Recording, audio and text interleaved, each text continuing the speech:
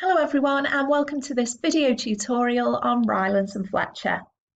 Liability under Rylands and Fletcher is now regarded as a particular type of nuisance, and it's a form of strict liability in that the defendant may be liable in the absence of any negligent conduct on their part.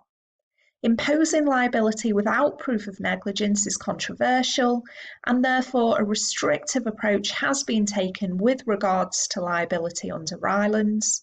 And there have been various attempts to do away with liability under Rylands, but the House of Lords have retained it. Rylands and Fletcher is an unusual tort because it's protecting an occupier against interference caused by an isolated escape, meaning a one-off escape from his neighbour's land. So in this way, it is a type of nuisance because it's involving neighbours.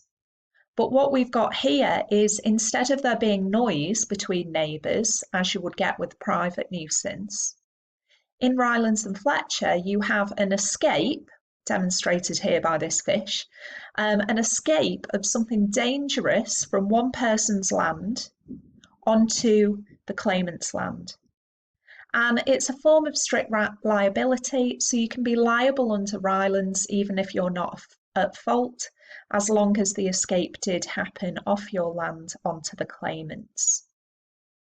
And Rylands will typically cover things, obviously not goldfish going next door, but oil, things like that, maybe barbecue fluid, things that are being kept on a neighbour's land might leak onto your land, and that could result in liability under Rylands. Tort of Rylands and Fletcher is named after the case in which the rule was created, and you can see it's an ancient case from 1868.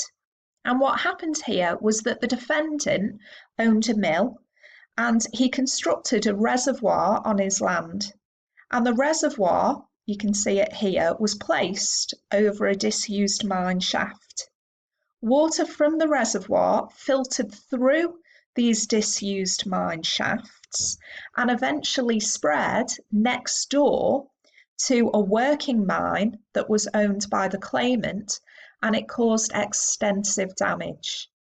So we've got two neighbours here, Rylands and Fletcher are your neighbours, and we've got water escaping from Rylands' land onto Fletcher's land, causing extensive damage.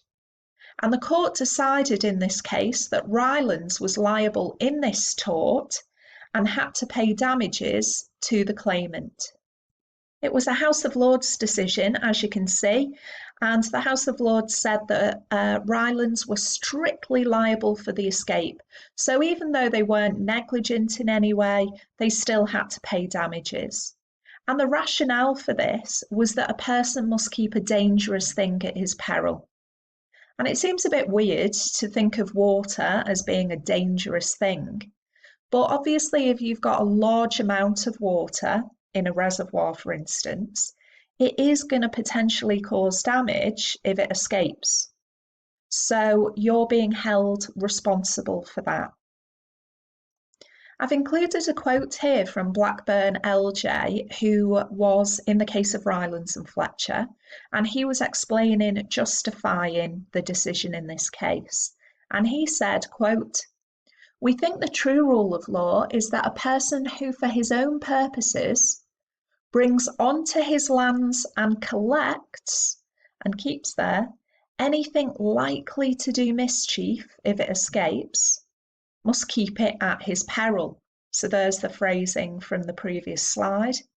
And if he does not do so, he's prima facie answerable for all the damage which is the natural consequence of its escape. So I've included this quote because in it, it actually gives us the requirements for proving the tort of Rylands. But I've pulled them out of this quote onto the next slide for you. So in order to prove Rylands and Fletcher, there are 4 requirements. Firstly, you have to show that something was collected and kept on the land. Secondly, this use of the land was non-natural. Thirdly, the thing brought onto the land is likely to do mischief if it escapes. And finally, the thing brought onto the land must have actually escaped and caused damage, and the damage must not be too remote, i.e., the damage must be reasonably foreseeable. As always, we'll have a look at each of these rules in turn and at the cases that help to illustrate each of these requirements. Rule is accumulation. The defendant must have collected and kept something on his land. So the defendant must bring the hazardous material onto his land and keep it there. If the thing's already on the land or is there naturally, there's no liability under Rylands. And that's illustrated in our first case of Giles and Walker. And you can see here that there were some seeds from some thistles on the defendant's land, and they blew in the wind next door to the claimant's land and caused damage to his crops. The claimant tried to sue in Rylands, but he was not liable as the defendant hadn't brought the thistles onto his land. They were naturally growing there. It's important to point out, though, that the thing collected and kept on the land doesn't actually have to be the thing that escapes. Something collected and kept on the land that causes something else to escape can lead to liability. And this will make a bit more sense if we look at miles and forest granite. So in this case, there were explosives kept on the land and they were being detonated to break up some rocks. And some of the rocks, when they were being broken up, were forced into the air and escaped and injured the claimant next door. Now, it was actually the explosives that were collected on the land. Obviously, the rocks were naturally there, but it was the explosives that caused the rocks to escape, so therefore there was liability in Rylands. So the defendant must bring it onto his land. The second rule in Rylands and Fletcher is that there must be a non-natural use of the land. The terminology non-natural use of the land is a bit misleading, really. It actually means that it's got to be an unusual use of the land. You've got to remember that these rules have come from a case from the 1800s, so the wording isn't really ideal. But if we look at Rylands and Lothian, what happened here was that water escaped from an overflow pipe after a tap had been left running and the sink had been blocked deliberately by an unknown person. And the Privy Council here said that the water from the overflow pipe wasn't non-natural, and it was accepted that the damage was also caused by this third party. And we'll look at that later with defences. The third party was actually a novus actus interveniens. But what's important to us at the moment is that the Privy Council was saying that the water from this pipe was not non-natural. Now, what they meant by that was that to the bathrooms in all buildings, you will have pipes. And these ordinary water pipes are found in all buildings. So therefore, they're not a non-natural use of the land. And Lord Moulton, in this case, said that in order to be non-natural, it must bring some special increased danger to others. So we'll look at another couple of cases on this to hopefully make it a bit clearer. We've got the case of Cambridge Water, which we actually looked at when we were looking at public nuisance. And this is where a leather tanning company was spilling small amounts of chemicals, which eventually seeped into the ground and contaminated a borehole, and the water company had to close that borehole. Now, the claimants were suing in that case for negligence, for public nuisance, and also under the rule in Rylands and Fletcher. Now, in terms of Rylands, the House of Lords said that keeping chemicals on your land was, quote, an almost classic case of non-natural use, even in an industrial area. So what they were saying was that because chemicals are not kept in every building, it's classed as non-natural. So if we think back to Rylands and Lothian, every building has got pipes bringing water to sinks and toilets, so that's natural. But not everyone has chemicals in a building, so therefore that's non-natural. Transco plc, Lord Hoffman confirmed what Cambridge Water had said in terms of non-natural use must be extraordinary and unusual. So that's what non-natural means. It means that not every building has it. It's extraordinary, it's unusual.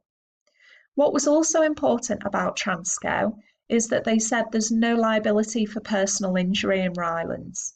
So you can only claim for damage to property, you cannot claim for personal injury. The next requirement is that the thing must be likely to do mischief if it escapes. And the case we've got here is Hale and Jennings, and this was one of these very old-fashioned roundabouts on a fairground, and one of these chairs wasn't attached properly, and it flew off, and it hit the claimant. And the issue was, could there be liability in Rylands? Now, what the court said was that, rather surprisingly, a chair is likely to do mischief if it escapes. And the court explained that the thing itself doesn't need to be inherently hazardous. Obviously, chairs in and of themselves are not dangerous, but we just have to think, could it do damage if it escaped? So if it flies off, could that cause damage? And obviously, in that situation, it could. The final requirement for Rylands is that the thing must have escaped and caused damage, and that damage must not be too remote. And proof of an escape is vital. So in Reed and Lyons, some explosives detonated inside a munitions factory, and someone was killed, others were injured. And claimants were trying to sue in Rylands, but the House of Lords said it couldn't be Rylands because the explosion happened within the factory and there was no escape from the factory onto someone else's land, i.e. the explosion was contained in the building, so it couldn't be Rylands. So you've got to have an actual escape. It's also really important that as well as having an escape, we've got to prove that it did cause damage and that damage was not too remote. So again, looking at the very important case of Cambridge Water, which we've seen in public nuisance, and we're looking at again here, we've looked at it a little bit earlier in this presentation because Cambridge Water said that keeping chemicals on land was a non-natural use. But actually this case failed on Rylands and Fletcher because the damage was too remote. And the court decided that it wasn't reasonably foreseeable that these tiny spillages of chemicals would eventually result in a water borehole being closed. So it was not a type of harm that was expected.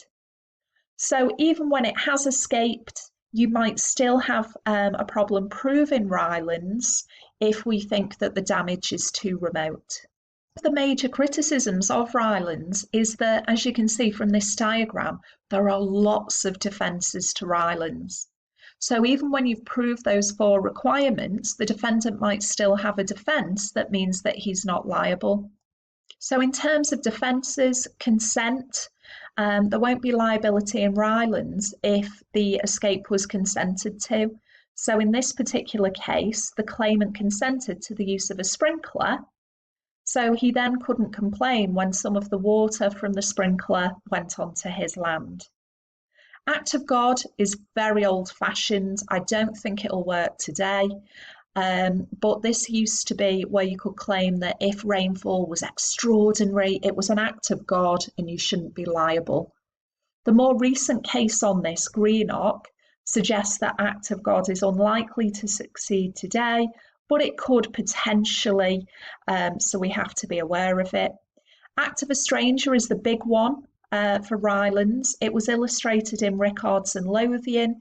If you remember, I pointed out that that third party that blocked the sink, they acted as a novus actus interveniens, and that was a defence to a claim in Rylands.